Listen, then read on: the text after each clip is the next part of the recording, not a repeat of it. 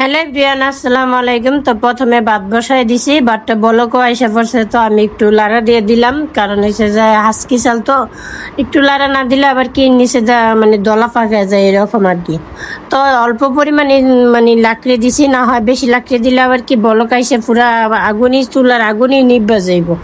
তো এই জন্য একটা লাকড়ি দিলাম। তো ভাত নামাই নিছি ঠিকা দেওয়ার জন্য, আর কড়াই বসাই দিলাম। এদিকে তেল গরম হইতেছে আর আমি এদিকে মাছের ডিমটা ভাজবো আর কি। ডিম যেভাবে ভাজি করে এভাবে মাছের ডিম ভাজি করবো।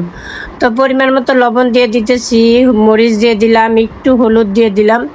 তো সব কিছু একসাথে এখন মাখাই নেব, সাথে পেঁয়াজও দিয়ে দিছি, কাঁচামরিচ কুচানোও দিয়ে দিছি, মানে যা যা লাগে আর কি। তো তেল গরম হয়ে গেছে, তেল তো অনেক আগের থেকেই গরম হয়ে গেছে। তো আমি ডিম দিয়ে দিলাম, বেশি না, এই জায়গায় দুইটা ডিম ভাজিব আর কি। তো আমি বেশিরভাগ সময় মাছের ডিম এভাবেই ভাজা খাই, আমার কাছে এইভাবেই ভালো লাগে, কারণ পুরাটাই একবারে শক্ত শক্ত হয়, তো আমার কাছে ভালো লাগে এইভাবেই খাইতে।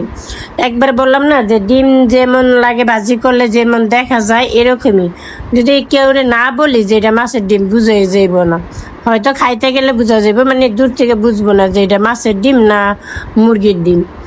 তো এই যে প্রথমটা একটু উল্টে দিলাম, একটু লাল লাল করে ভাজা নেব, কারণ যদি লাল লাল করে ভাজা হয় তাহলে ভিতর দিয়েও মানে সুন্দর হইব আর কি। তো এটার একটু আগুনটা একটু বেশি হয়ে গেছে, আর একটু যদি আগুনের তাপটা কম হইতো তাহলে আরও বেশি ভালো হইতো। আর লাকড়ি চুলো এরকমই, যখন ধরে তো ধরে, আর যখন নিভা যায় মানে চুলার মধ্যে ধুমাইতে ধুমাইতে জীবন শেষ। তো এটা হয়ে গেছে, এটা নামাই নিমু, পরে বাকিটুকু আবার দিয়ে দিতেছি। এটা ভালো হয়েছে সুন্দর মতো। এই যে পুরাটা দিয়ে দেবো এখন, একসাথে দিয়ে দিলাম। একটা একটু বড় আর একটা একটু ছোট, মানে এটা ইচ্ছা করলে দুইটা বানাইতে পারতাম। তো দুইটা বানানোর দরকার কি, একটাই হোক, যেহেতু আমার পোলাই খাইব একলাইও বাসায়, তো এই জন্য ওর জন্যই এই ডিম এভাবে ভাজি করা। আমিও ওইভাবে খাই, ও ওইভাবে পছন্দ করে। অনেক ডিম আবার রান্না করলেও ভালো লাগে, তারপরে করলা দিয়ে আলু দিয়ে ভাজি করলে আরো বেশি ভালো লাগে। আমার কাছে করলা আলু এগুলো দিয়ে ভাজি করলে অনেক আরো বেশি ভালো লাগে আর কি খাই। আমার কিন্তু রান্নাটা একবারে কমপ্লিট, যেহেতু ভাত হয়ে গেছে আর ডিম ভাজি হয়ে গেছে।